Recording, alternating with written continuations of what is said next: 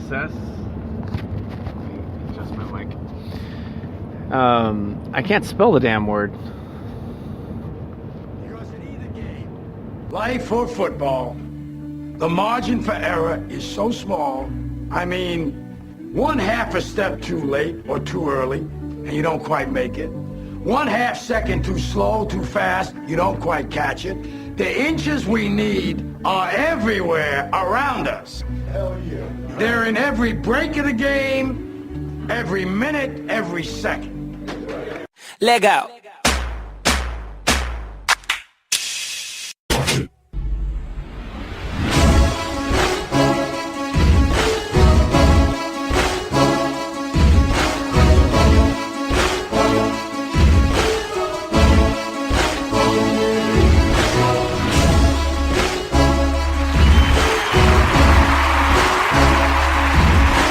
Good morning, everybody.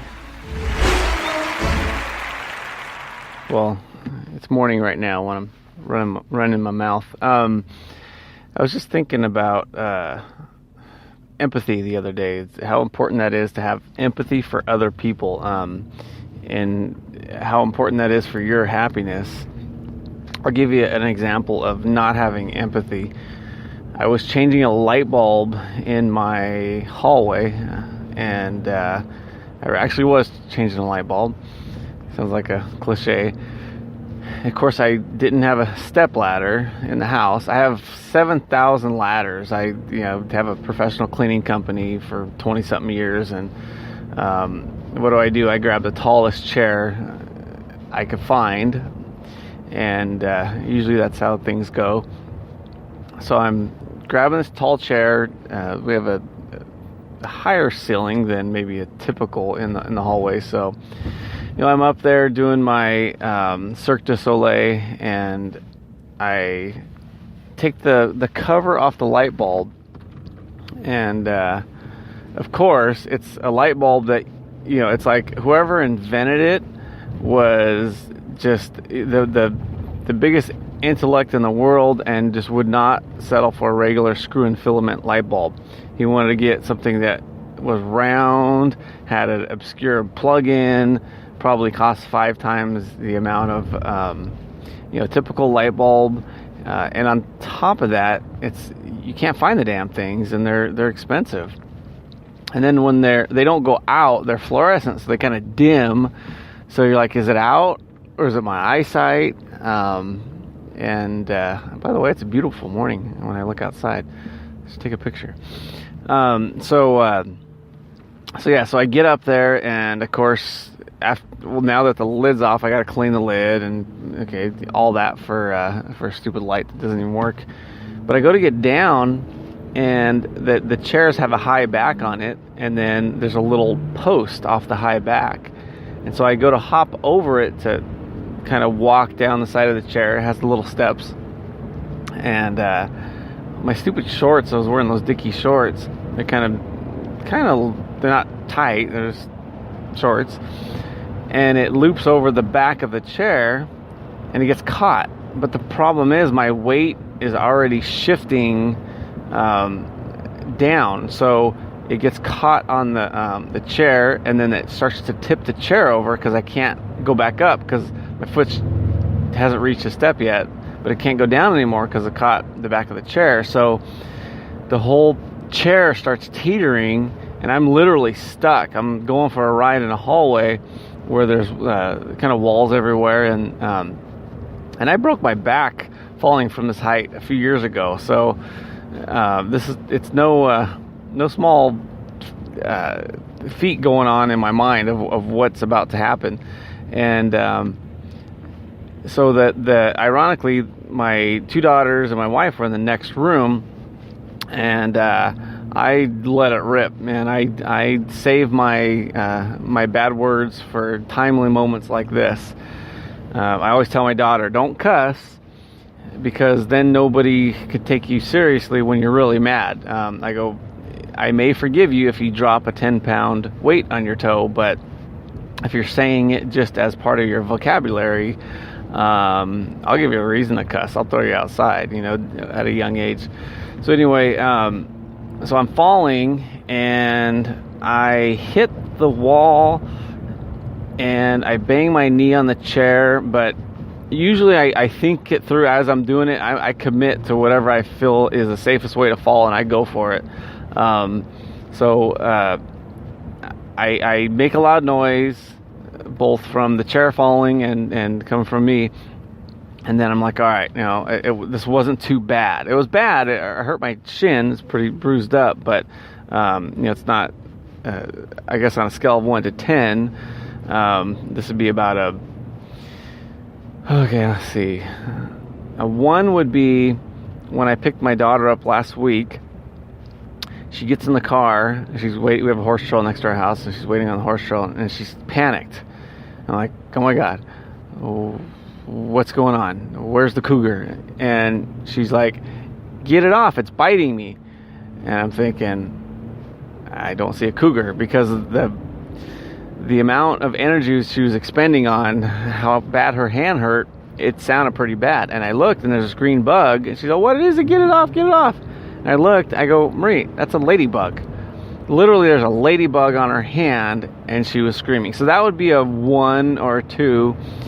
And then a 10, I guess we'll say it's you falling, getting hurt while getting bad news. That would be a 9. This is what makes it a 10. After I fell and screamed, I'm like, oh gosh, I better go calm the kids down in the next, not the next room, just on the other side of the wall. There's an open kind of, a hallway with no doors on it. So I gather myself and I go on the other side to calm them down. And the girls are watching the stupidest YouTube video I've ever seen in my life. This guy's it's crazy because he's not funny. He's not, I guess he's interesting. Otherwise they wouldn't watch him. But they're just glazed over, and both of them. And they did not a peep out of them. And I'm like, wow, I was this close to death and nothing. And then I look at my wife, and she's looking at she's building her website, so she's frustrated, so she's not breaking for nobody. And I'm thinking, well, okay, there's the insult to the accident, but it's fine. They know I'm tough or whatever, but it's just that. And I guess they're good at empathy. Just in that moment, it was just funny because I expected them, one, to race towards the first aid kit, and the other one just to have her finger on 911, not push send, push 911, and then kind of wait for it, get the all clear from me. But that wasn't to be the case the other day. But anyway, I'm fine, in case anybody's asking. So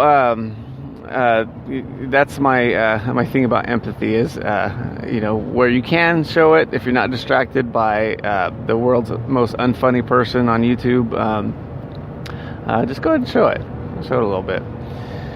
Okay, so what was I going to talk about? I was going to talk about something. It wasn't changing light bulbs that are stupid.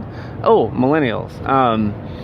It's funny. I've spoke about it before, and I was just talking to somebody the other day, a guy that owns a big company out here, and out here he's a household name, but he's, like every little local yokel, you have your little business that's popular in that neck of the woods. But in any event, he sent his guys down.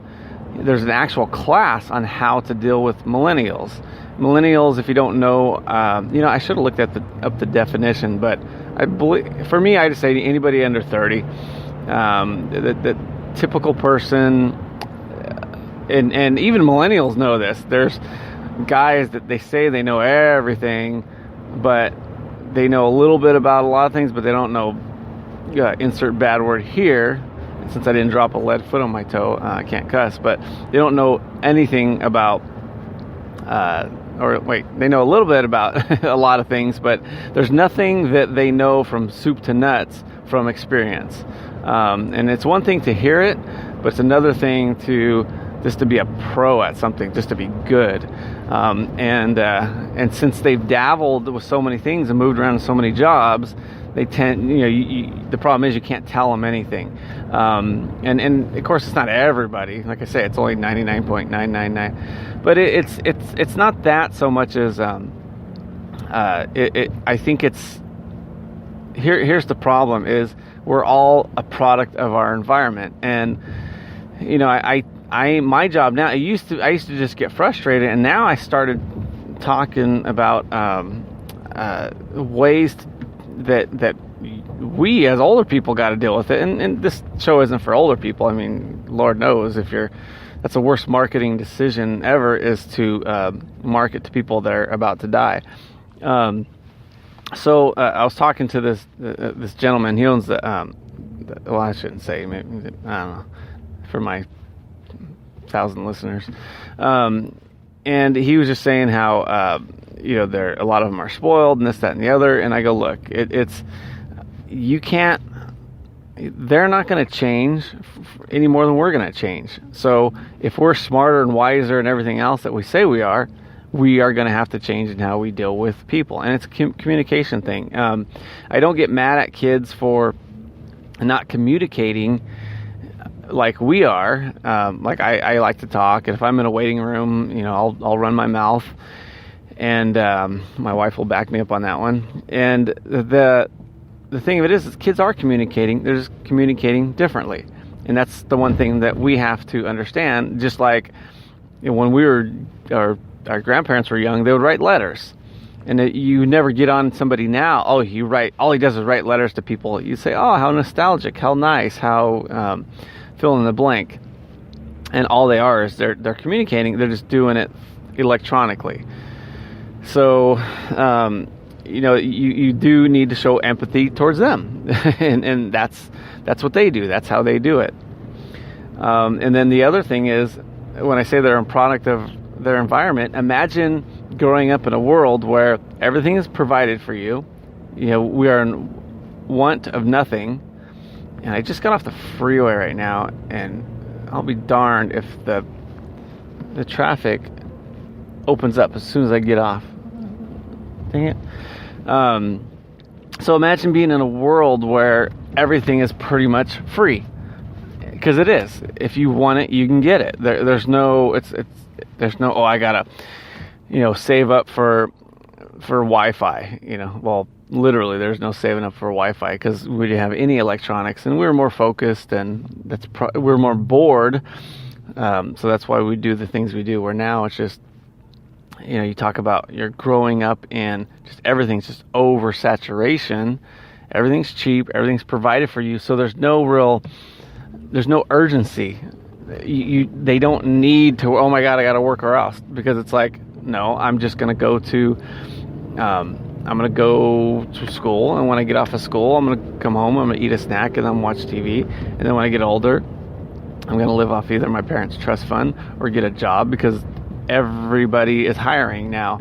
And so when you grow up in that, you're not going to be like us, the old timers, that are like, oh my God, we got to, just scratch and claw for everything. And we would have been the same way. If we grew up in that, we would have turned out the same damn way, because we're all, made of the same, I don't want to say DNA exact same, but essentially we're 99.99% the same percentage of, kids that don't have empathy. So, what you got to do with that is just grab it and run with it, because they're not going to change. So if you could learn how to deal with them, but it's also a good thing too, because they are, full of energy. You can get their attention in certain arenas. They could do things that we weren't going to do. They're probably more creative, and you just go down the list. But if you find somebody that you can work with, you just need to know that they're not perfect. And what I tell people is, when they complain about their younger employees, and I'm no exception, I go, look, that employee is the one that's going to get you that Range Rover or whatever, in my case, Lamborghini. So don't hate too much on that person. Just learn how to deal with it. Because if you're not going to learn how to deal with it, then you don't deserve to be the boss. If you don't care to deal with these things,